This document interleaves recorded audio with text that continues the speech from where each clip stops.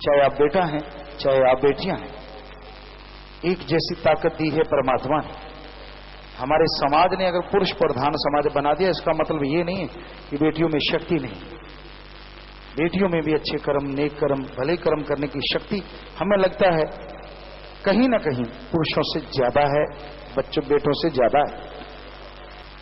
बुरा कर्म अगर लड़की स्ट्रांग है तो लड़का कर ही नहीं सकता, उधर निगाह बढ़ा ही नहीं सकता, जो एक मान्यता है।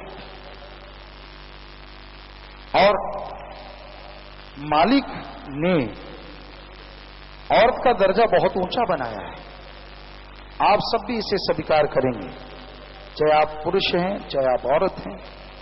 इस धरती पे जो भी कोई आया उसने 9 महीने मां के गर्भ को हंडाया ही हंडाया।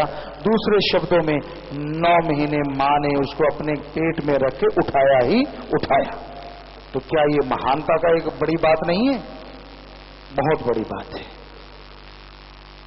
आप 2-4 किलो बोझ अपने पेट पे बांध लो और रोज 2-4 दिन रख के देखो, खास करके आदमी, उनको पता चले कितनी मुश्किलात आती है। फिर भी आप वो एहसास नहीं कर पाएंगे कि अंदर से वो एक अलग एहसास होना। तो इसलिए कोई भी संत, गुरु, पीर, पैगंबर, अवतार इस धरती पे आया वो मां के गर्भ से ही होके आया। इसलिए मां का दर्जा महान माना गया, उससे बढ़ के नहीं। इसलिए हम कहते हैं कई मामलों में लड़कियां लड़कों से आगे हैं, क्योंकि उन्हें वो मां का दर्जा मिलता है। ये नहीं है कि बाप हकदार नहीं, बाप का साया मशहूर है।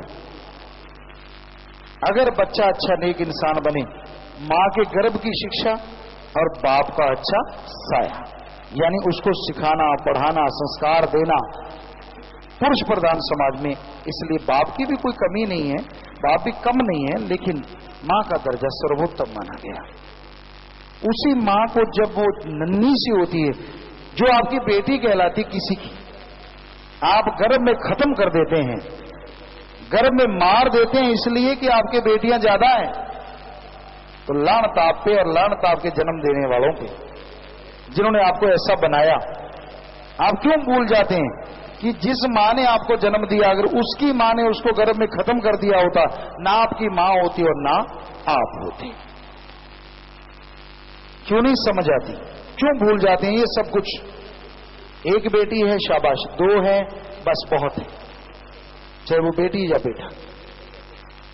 अरे एक वंश का नाम बेटी भी चला सकती है, ये कलयुग है, और युगों की हम बात नहीं कर रहे। वंश का नाम बेटी भी चला सकती है, बढ़ा सकती है, और उसमें, और नाम चलाने से आपको क्या तगमा मिल जाएगा? अगर बेटे ने नाम डुबो दिया तो क्या कर लोगे? क्या बेटे नाम नहीं डुबो रहे? बुरे बुरे काम करके लोग लानते भेजते हैं। तो इसलिए बेटा बेटी एक समान रखो, सम्मान करना सीखो बच्चों का, सत्कार करना सिखाओ बच्चों को, अच्छे संस्कार दो बच्चों को, ताकि वो बिगड़ ना पाए। और जब तक विवाह शादी नहीं होती, पूरा ध्यान रखो, संस्कार बने रहें, मर्यादा बनी रहे, लापरवाह ना बनो।